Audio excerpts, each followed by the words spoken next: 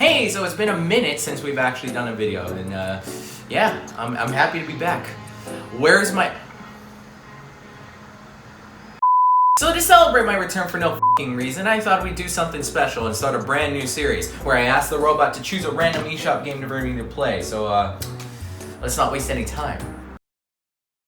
Maybe the trailer will clear things up. Well... I'm going to jail! Muse Dash. This is a rhythm game in the style of a platformer, all about helping these characters defeat enemies to the beat of the music. It was initially released for mobile devices back in 2018, but would later be released on both the Steam store as well as the Nintendo eShop. And Nintendo did promote this game quite a bit, in comparison to their usual tactic of just throw it on the eShop and let's see what happens. So yes, let's have a look at this game, checking out what it's got going for it and if it's actually worth trying out. Now, we usually start off talking about the game's story, but this game doesn't really have one. All that is known is that these three characters have to fight against enemies while jamming to the beat of the music. They could be fighting enemies trying to take over the world or your local Karens. Honestly, it's up for interpretation, but let's just move on to the gameplay. So in this game, your character will run across the stage, and your job is to decide when and where your character should attack in order to complete the stage. The buttons you must press can vary depending on what's comfortable for you, but the general idea is that you can make your character attack enemies in the air by pressing the left Joy-Con buttons,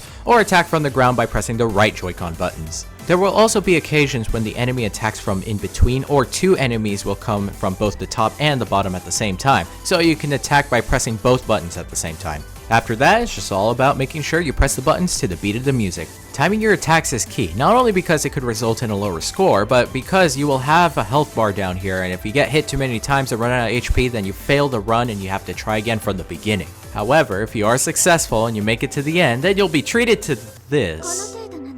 What? Google Translate, please?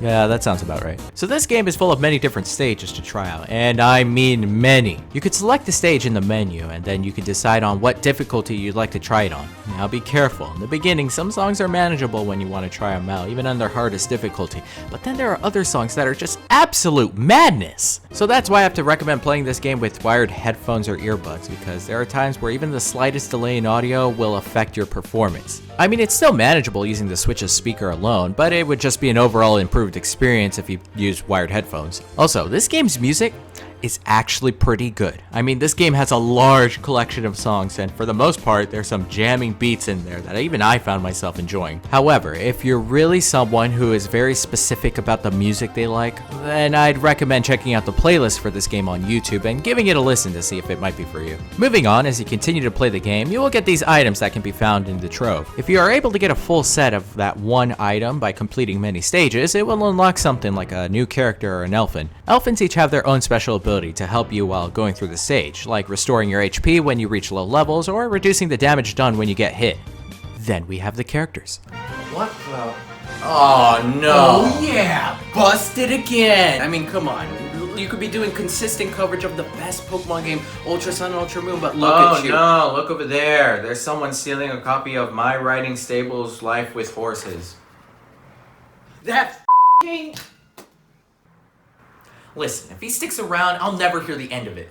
So basically you have the same three characters, but they're in different costume options, but that's not the only difference. Each one will have their own abilities similar to the Elfins. But yeah, Muse Dash overall is actually a pretty enjoyable experience for anyone who's into the rhythm game genre. It's also a very nice pastime game to play, and it's definitely a game meant for the Nintendo Switch, as playing this on handheld was a wonderful experience. Also, the art style from the characters to the enemies to the backgrounds in general are really nice, and they do make the enemies clear enough to see, but I will admit sometimes it feels like there's a bit too much happening on the stage, but for the most part it's fun. I'll be honest when I say I didn't see myself liking this game that much, but after playing it, I genuinely enjoyed it, and I definitely don't think it's the last time I'll be playing this game. And it seems that they are consistently updating this game with new stages and songs, so this game is far from calling it quits. So there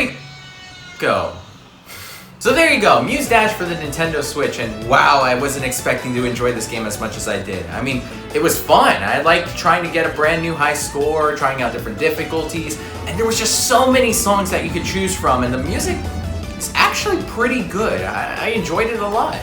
Yeah, I'll probably keep on playing it from here on. Now, if you'll excuse me, I gotta put this copy back. Now that he left, I can actually put it in the microwave. No, don't you play that music.